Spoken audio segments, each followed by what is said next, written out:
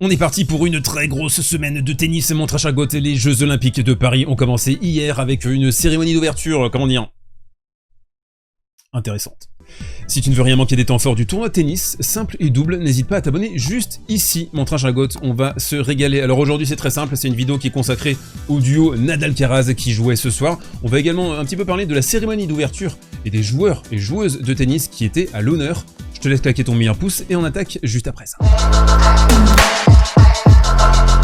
Avec le premier côté réseau de ces Jeux Olympiques, on va parler en vitesse de la cérémonie d'ouverture. Alors une cérémonie d'ouverture qui s'est déroulée en 2 temps, une partie longue, vraiment longue, avec quelques temps faibles, c'était au niveau de la scène avec la présentation des différentes nations, et puis on a eu une dernière partie vraiment excellente, j'ai trouvé, bien meilleure que la première partie, avec un défilé au niveau de la flamme olympique, et on a vu donc Zinedine Zidane qui était le tout premier à donner la flamme à Rafa Nadal, et forcément tout de suite les fans de tennis se sont revus 19 ans en arrière quand Rafael Nadal avait remporté son premier Roland Garros en 2005 face à Mariano Puerta, et c'était justement Zidane qui lui avait remis la coupe. Alors forcément on a eu des photos et des images de zinzin lors de cette cérémonie, on va se focus particulièrement sur le tennis bien sûr, c'est le sujet de cette chaîne. Moi je suis vraiment content, fier aussi qu'on ait pensé à Rafa, qu'on l'ait inscrit pleinement dans cette cérémonie parce qu'il voulait pas d'hommage à Roland Garros. Je trouve que quelque part c'était mieux en fait de le faire là, dans ce cadre-là, avec une position pas loin d'être centrale, hein. Il est monté dans une barque avec Serena Williams, qui est d'ailleurs passée à taper sa meilleure galette.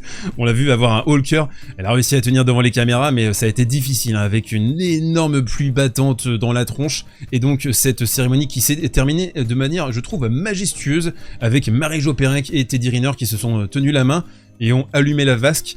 C'était sublime. Allez, on bascule sur le duo Nadal-Alcaraz, on va en parler en longueur, parce que c'est une curiosité. D'ailleurs, c'est la première fois de l'histoire de la chaîne que je vous fais un débrief comme ça, complet, sur un match de double. Mais je pense que ça vaut le coup, parce que c'était vraiment la curiosité de la journée. Alors déjà, au niveau stratégique, au niveau positionnel, on a vu les deux joueurs jouer d'une manière inversée, c'est-à-dire que les revers étaient excentré, vous voyez le revers de Rafa, il est gaucher, il est placé à droite, et pareil pour Carlitos, avec une idée de verrouiller le centre, de le bétonner, avec une possibilité d'enclencher des coups droits pleine puissance, et justement je trouve qu'Alcaraz il s'est un peu empêtré dans un surjeu, il a beaucoup forcé, il a fait beaucoup de fautes au début de la partie, et notamment ici là une volée donc qui va sortir en largeur, 3 grosses fautes en largeur pour commencer, et un break donné à l'équipe argentine. Assez vite on comprend qu'Alcaraz est emprunté, timoré, et on sent qu'il est très nerveux surtout, hein. Il a dû jouer ce match dans sa tête 5, 10, 15 fois avant de le débuter. Nadal il a beaucoup plus d'expérience, il a remporté le double en 2016 avec Marc Lopez qui est désormais dans son entourage, et là moi je voulais vraiment vous faire remarquer à quel point la lecture de jeu, le QI tennis de Rafa Nadal est exceptionnel. Vraiment, je pense, hein, si il s'était plus investi en double dans sa carrière, il aurait remporté plusieurs grands chelems, ça c'est une certitude. Là par exemple, il sait hein, que le joueur argentin va jouer un petit peu court, il avance, il vient couper la trajectoire et il termine au filet. Et donc on a un duo espagnol qui boite au début de la partie, Alcaraz qui surforce son jeu, donc une pluie de fautes directes, que ce soit en longueur, en largeur, et on sent en fait qu'il essaye de trop forcer, de trop activer sa puissance, alors que c'est un joueur qui a beaucoup de mains, et ça Nadal il le sent.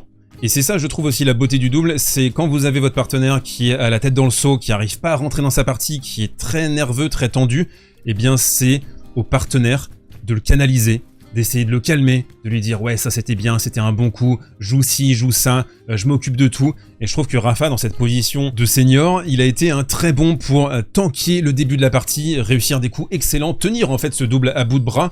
Et c'est assez marrant parce que c'est Alcaraz évidemment qui fait une saison 2024 extraordinaire, qui a déjà remporté 2 grands chelems. Rafa lui de son côté qui est en pleine crise de confiance, qui n'arrive pas à dupliquer son niveau de l'entraînement en compétition en simple, et là c'était marrant hein, parce que vraiment les rôles étaient complètement inversés. Nadal qui va proposer une masterclass de gestion d'angle et d'effet sur ce début de partie avec des services déliciosos. Là par exemple un bon petit court croisé des familles à côté avantage va le chercher là le tonton, impossible. Donc beaucoup d'effets, beaucoup de balles portées aussi, une variation très à propos. Rafa intenable également à la volée. Là par exemple on a Molteni qui va anticiper, qui va foncer à la volée, faire une volée vraiment sur le corps de Rafa, qui va réussir à se dégager au dernier moment et à contrer ça avec un réflexe de très grande qualité. Nouvelle séquence intéressante ici, on a une double faute de Nadal, donc le bateau peut éventuellement tanguer, on est à 5 partout, Alcaraz il est toujours pas vraiment rentré dans son match, et là il va nous sortir un coup droit, les poteaux, une banane flambée pleine lulu. Le premier set qui va logiquement se résoudre au tie-break, une paire argentine vraiment dense, difficile à déborder. Alcaraz qui va choisir ce moment pour enclencher 2-3 coups droits dévastateurs et il va laisser à Nadal le soin de conclure ce tie-break avec un retour de service, un amour de chocolat, un Léonidas qui va pour lécher le câble, il va juste pile poil la déposer. L'Argentin n'y pourra rien. La paire argentine qui va pas se laisser abattre, qui va commencer la deuxième manche tambour battant avec des sublimes trajectoires coupées. Là, une anticipation remarquable. Vraiment, on sent l'expérience. On savait que c'était une doublette qui se connaissait parfaitement. Et là, il va réussir à couper ça et à bien la déposer entre les deux loustiques. Mais comme lors de la première manche, Nadal-Alcaraz qui va débreaker. Et c'est aussi là où tu te dis, ok, on a une paire de doubles qui est bien formée. Tu mets deux joueurs de simple. Donc certes, Alcaraz, deux grands chelems cette saison. Nadal qui est un joueur all-time. Mais bon, les joueurs de double qui sont au top niveau, tu te dis, ouais, si juste des très bons joueurs de simple s'y mettent. Bref, à partir de ce débreak, on comprend bien que le duo Nadal-Alcaraz est en train de prendre petit à petit l'ascendant. Ça devient de plus en plus difficile pour Gonzalez et Molteni de tenir leur jeu de service. Et là, on va avoir un revers flamboyant de Carlitos pour briquer. Donc une partie bien maîtrisée, pas une marge énorme non plus, mais c'était le premier match officiel de la doublette. Moi je pense vraiment qu'ils ont une chance de médaille, alors peut-être pas l'or, il y a quand même des grosses teams à essayer de battre, mais il y a un potentiel pour une médaille. Dites-moi ce que vous en pensez dans les commentaires, est-ce que vous pensez que Nadal-Alcaraz va sortir avec une petite breloque de Paris? Allez, on bascule sur le coin prono. Alors déjà, il y a une grande question pour demain, c'est est-ce que Rafael Nadal va jouer son premier match de simple face à Marton Fucsovics? On a eu une info, selon une interview accordée à RNE après le match de double. Nadal dit qu'il n'est pas encore sûr de jouer en simple dimanche, et donc il y aura une décision prise demain matin. Alors demain, on a beaucoup de matchs, parce que ça n'a pas du tout joué aujourd'hui, à part les cours en couvert, le central et le Langlaine, et j'ai quelques petits tuyaux à vous donner en partenariat avec Winamax qui sponsorise cette vidéo. Vous avez un lien dans la description, jusqu'à 100 € de freebet pour toute première inscription sur le site de Paris Sportif de la Leyenda, offre exclusivement réservé aux adultes. Alors j'ai quelques petits tuyaux pour vous du coup demain. J'aime bien le Coco Moutet à 1,64 dans la folie française, dans la folie de Roland Garros, peut-être dupliquer ce qu'il a réalisé à Roland Garros il y a quelques semaines. Sumit Nagal, c'est pas non plus une montagne. Le 1,64, il peut être intéressant je trouve. On a Etcheverry, Seboff, Wild. J'aime bien aussi la cote d'Etcheverry à 1,52, c'est un joueur qui est quand même bien stable. Certes, Seboff Wild a fait un quart de finale à Kitzbühel, mais c'est un joueur qui peut beaucoup donner, qui peut faire énormément de fautes. Je pense que Etcheverry c'est quand même un peu plus safe comme Paris. On a Moez Echargui contre Dan Evans. Alors ça peut être une petite curiosité.